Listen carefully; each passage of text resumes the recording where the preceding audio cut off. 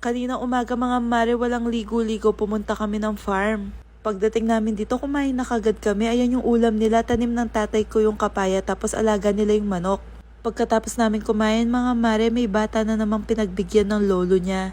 Pinagbigyan ko na din siya mga mare kasi di pa kami naligo. Tapos nilalaro niya to, bigla napunta sa kabilang side, di niya maabot. Ayan, sabi ko sa kanya gumawa ka ng paraan. Ayan, nakagawa siya ng paraan. Tignan niyo naman dito mga mare, napaka-presko. Kaya napatambay yung maglolo. Bigla naman akong inantok mga mare kasi nalalasing ako sa mga nakikita ko kaso ang ingay na maglolo. 1, 2, 3.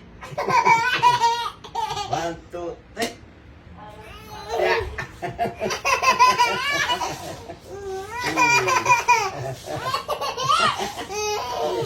Ayan, 1, 2, 3. Ah!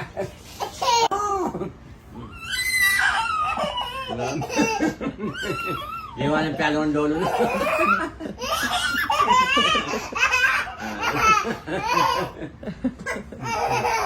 Yeah!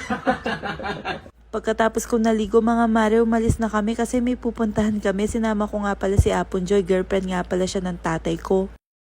Dito nga pala kami pumunta mga mare kay Tita Azon ng Salon de Azon. Mag-iisang dekada na yata siyang partner ng tatay ko, tapos mag-iisang dekada na din siyang stress sa buhok niya. Nakatulog nga pala si Jace mga mare kaya sinamantala ko na. Ire-resash daw yung buhok ko para buhayin nila yung kulay. 10 minutes lang naman daw tong gagawin. Bali yung gagawin pala kay Apon Joy, Brazilian treatment with highlights. Niloloko ko pa siya, sabi ko parang ikaw yung kalaban ni Darna. Ito na pala yung sa akin, di ko alam kung natutuwa ako or naninibago ako bakit may kulay green. Bigla naman tinawagan ako, nagising daw si Jace, bali nandito pala siya sa may massage area nila. Buti na lang maaga kami at wala masyadong tao ngayon. Kung si Apon Joy siya yung kalaban ni Darna, ako naman si Fiona. Tapos sabi ni Ate Mindy, wag muna daw akong ma-stress kasi di pa siya tapos. Tapos sabi ko sa kanya, o sige, meron naman akong tiwala sa inyo pero bilisan mo kasi baka magising na naman yung anak ko.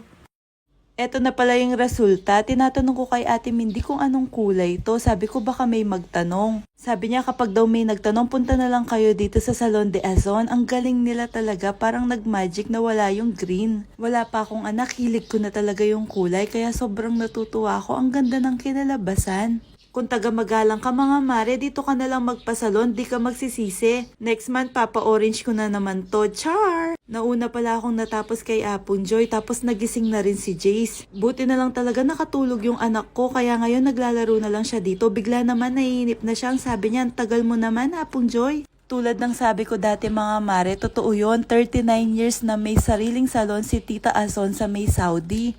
Tignan nyo naman, di siya mukhang senior citizen na, napaka-jolly niya, tapos ang sarap niyang kasama. Kaya kung magpapasalon ka dito, mag-e-enjoy ka din.